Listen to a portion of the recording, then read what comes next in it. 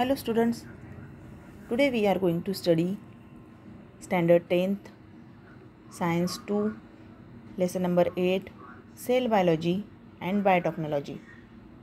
In the previous lecture we had studied about cytology, stem cells research and two types of stem cells, embryonic stem cells and adult stem cells. Today we are going to study the next topic, uses of stem cells. Uses of stem cells. First is regenerative therapy. What is the meaning of therapy? Therapy means to complete the requirement. In regenerative therapy, the first is cell therapy. Stem cells are used to replace the dead cells in case of conditions like diabetes, myocardial infarctions, Alzheimer's disease, Parkinson disease. आता sale therapy ही treatment ह्या डिसीजमध्ये दिली जाते, जसे की diabetes. आता diabetic पर्सनमध्ये बऱ्याच वेळा काही ऑर्गन्स त्यांचे ऑर्गन फेल्युअर दिसून येतो. त्याचप्रमाणे एखादी जखम जर झाली असेल तर ती जखम खूप काळापर्यंत भरून येत नाही. ज्याप्रमाणे नॉर्मल पर्सनची 4-5-6 दिवसात भरून येते जखम, तशी डायबिटिक पेशंटची ही जखम लवकर भरून येत नाही. कारण त्या ठिकाणच्या ज्या स्टेम सेल्स आहे त्यांचं फंक्शन हे दे आर फंक्शनलेस, ते फंक्शनलेस झालेले असतात. त्या व्यवस्थितपणे सेलची ग्रोथ करू शकत नाही, रिपेअर करू शकत नाही ग्रोथ, म्हणून या ठिकाणी स्टेम सेल्स प्रोड्यूस केल्या जातात. त्याचप्रमाणे अल्झायमर डिसीज आणि Parkinson disease, this disease are depends on the central nervous system.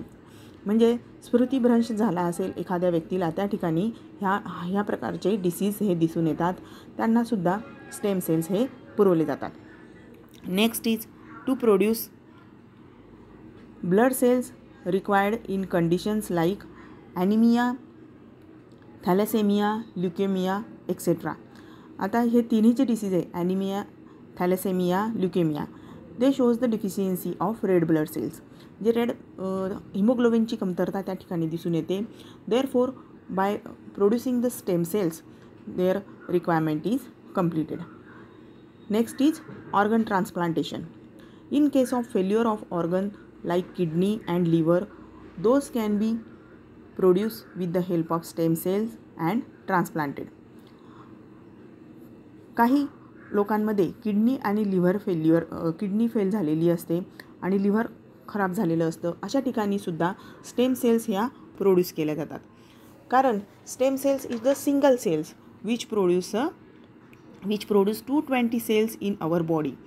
आता ही डायग्राम बघा, डायग्राम नंबर 8.3. या ठिकाणी ही स्टेम सेल्स आहे, सिंगल स्टेम सेल्स आहे, या which can replicate them cells. म्हणजेच ही स्टेम सेल्सचं फर्टिलायझेशन झाल्यानंतर त्याचं या ठिकाणी डिव्हिजन झालं दिसून येतं, सेल डिव्हिजन होतं आणि 2 types of cells or some other types of cells can form. अशा प्रकारे स्टेम सेल्सपासून 220 टाईप्सचे अशा प्रकारचे वेगवेगळे सेल्स ह्या फॉर्म होतात.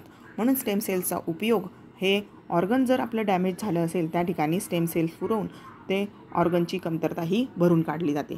त्याचप्रमाणे स्टेम सेल्स कोणकोणत्या प्रकारच्या सेल्स तयार करतात, तर या ठिकाणी फर्स्ट आहे बघा, न्यूरॉन्स स्टेम सेल्सपासनं ब्रेनच्या सेल्स, नर्व सेल्स तयार होतात.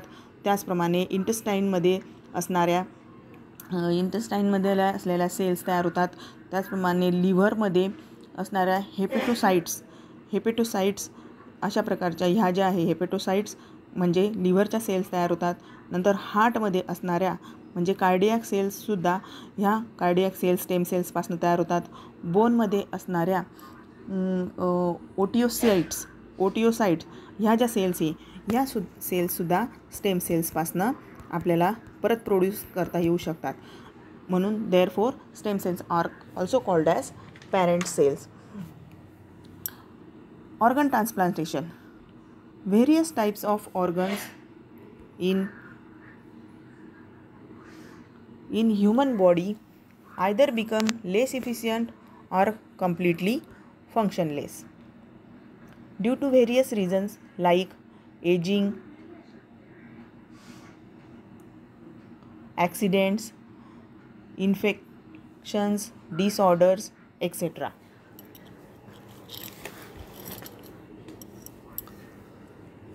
आता ह्युमन बॉडीमध्ये काही काही जे ऑर्गन्स आहे ते फंक्शनलेस होतात आणि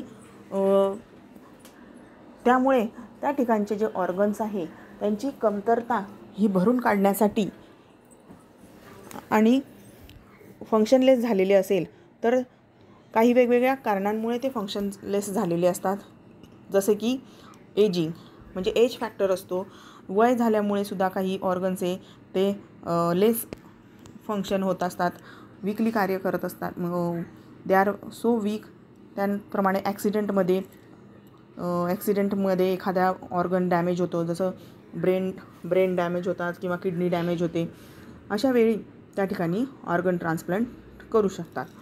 life of such a person become difficult or even fatality may occur under such a conditions. आणि अशा वेळी जर एखाद्या पर्सनचा एखादा ऑर्गन जर डॅमेज झाला असेल तर त्याचा फॅटिलिटी मीन्स त्याचा मृत्यूसुद्धा येऊ शकतो. म्हणून however if a person gets the necessary organ under such a condition its life can be save. मग अशा वेळी त्याला हवा असलेला नेसेसरी असलेला ऑर्गन्स जर ट्रान्सप्लांट केला तर त्याचं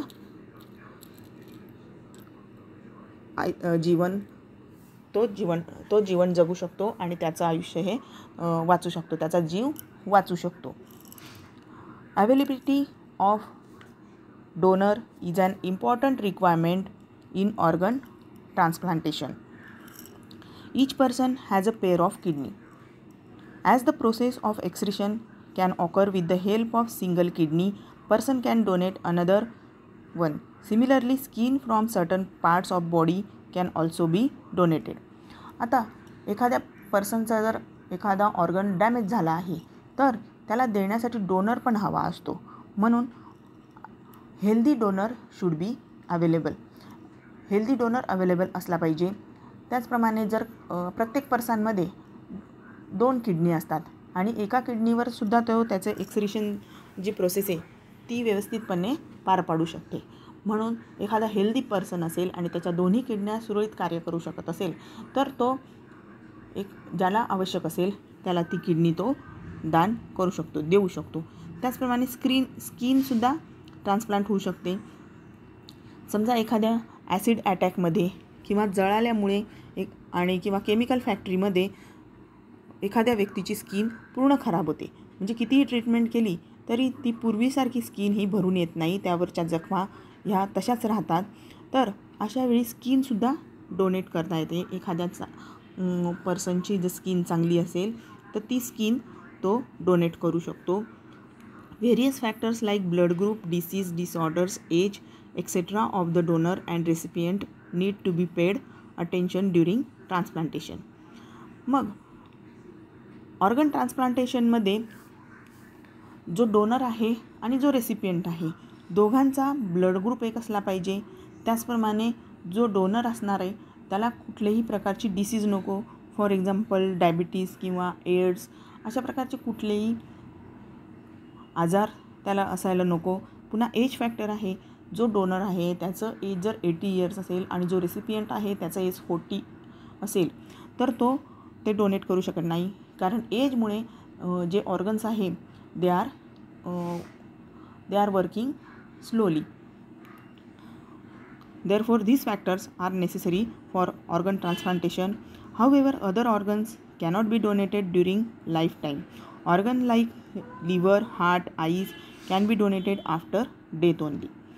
आता किडनी जिवंत असताना माणूस देऊ शकतो.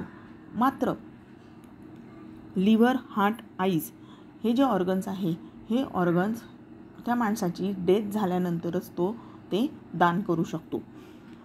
This has led to emergence of concept like posthumous donation of body and organs. आणि याच्यावरूनच मग हा कन्सेप्ट पुढे आला की एखाद्या माणसाच्या मृत्यूनंतर तो त्याचे देहदान म्हणा, नेत्रदान हे करू शकतो, म्हणजे त्याची बॉडी ही तो डोनेट करू शकतो. Organ and next topic is organ and body donation. Human body are disposed of after death as per traditional customs. However, due to progress in science, it has been realized that many organs remain functional for certain period even after death occurs under a specific conditions.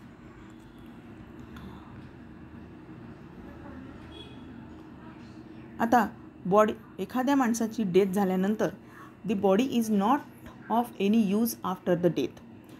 Only traditional customs and rituals are carried out.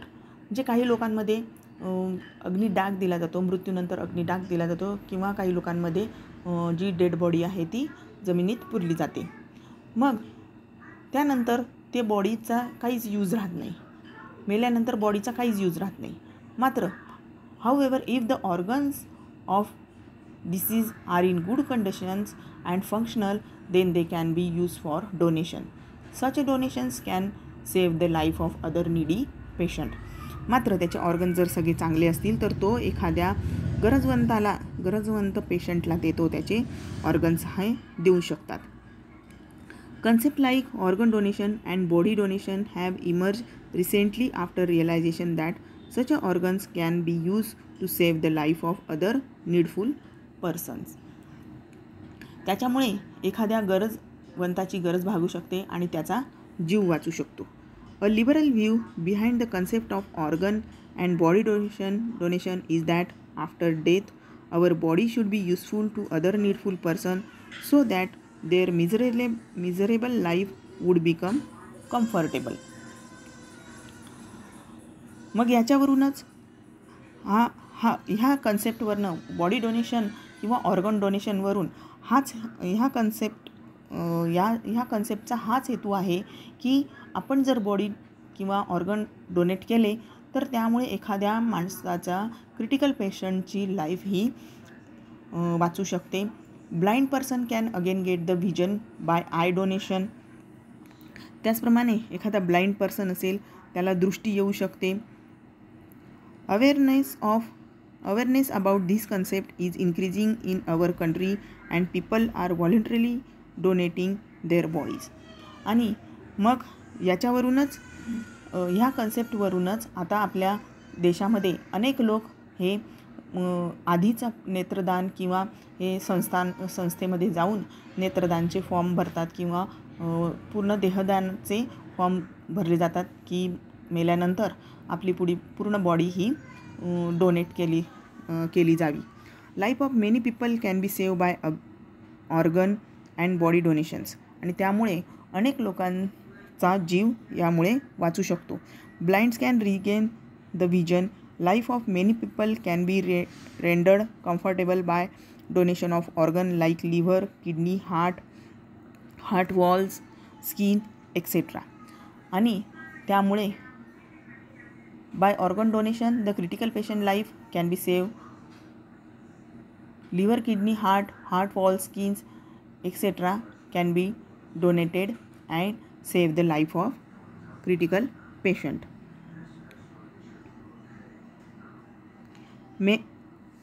Similarly, body can be made available for research in medical studies. Many government and social organizations are working towards increasing the awareness about body donation. आपले सरकारसुद्धा त्याचप्रमाणे अनेक सामाजिक संस्था ज्या आहे त्या या संबंधित कार्य करत आहेत आणि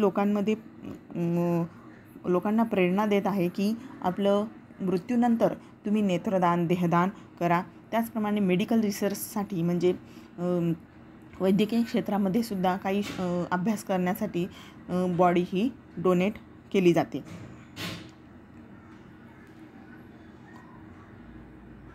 ऑर्गन डोनेशन्स